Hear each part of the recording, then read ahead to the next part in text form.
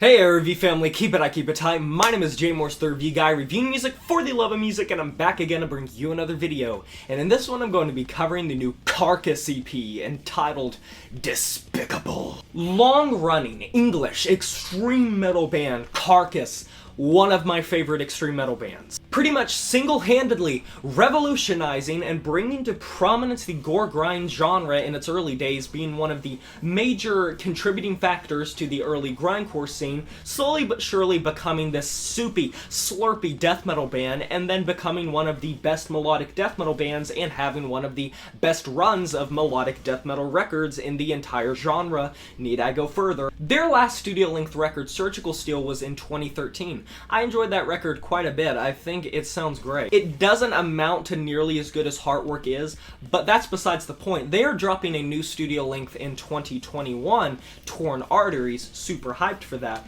But leading up to that, they have seen fit to drop a 4-track, 18-minute EP, Despicable. And jumping right into this, because there isn't too much to talk about in terms of it being a very short record, if this is the sort of quality that we're going to be getting on Torn Arteries, Carcass is coming back with a vengeance. Now once again, it's very much in the vein of melodic death metal. You have the very catchy riffs and the catchy arpeggios that'll happen at various moments, the long moments of instrumentation where they'll sort of just riff out the general rhythms that are much more earwormy than what you typically get from death metal, but it still does have the buff and gruff sound. I would say Carcass is one of the best bands when it comes to making melodic death metal still have that edge without becoming so catchy that it feels over the top. Carcass walks the fine line, and I attribute a lot of that to number one, experience, just being veterans of the genre as a whole, and number two, having their roots in regular death metal, grindcore, gore grind. They definitely still have that edge about them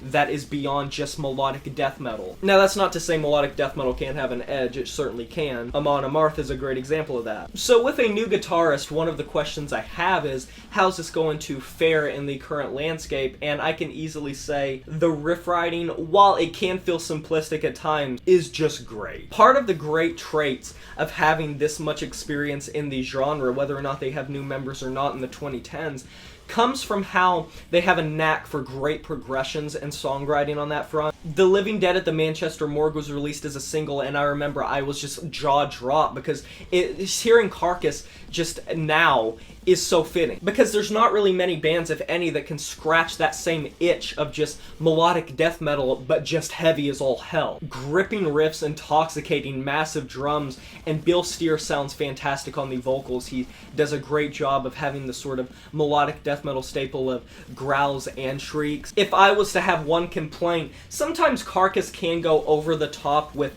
the solos. Like, you could really feel them building up to that solo on the very first track, and I wouldn't say that the payoff was as rewarding as I might have hoped. The second track does the same exact thing, although I do prefer this solo to the first track because I think the drums on this solo specifically just sound great, and I'm more so focusing on that.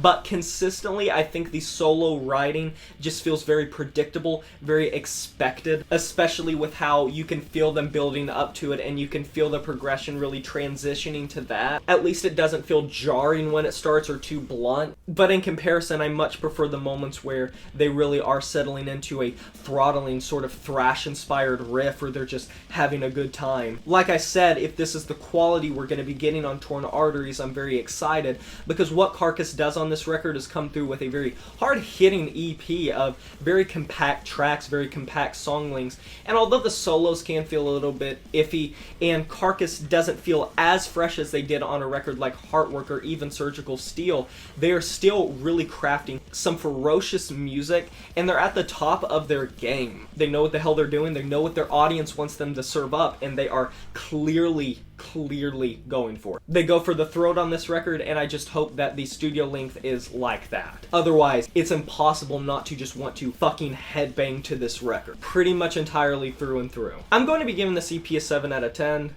And that is a wrap. Have you heard this new Carcass EP, Despicable? If you have, let me know in the comment section below what you thought about it. I would love to discuss this record with you. Be sure to like this video if you enjoyed it, subscribe to join the review family today, and smash that notification bell to be notified of my future uploads. You know who it is. My name is Jay Moore's the Review Guy, and I'm signing off saying farewell.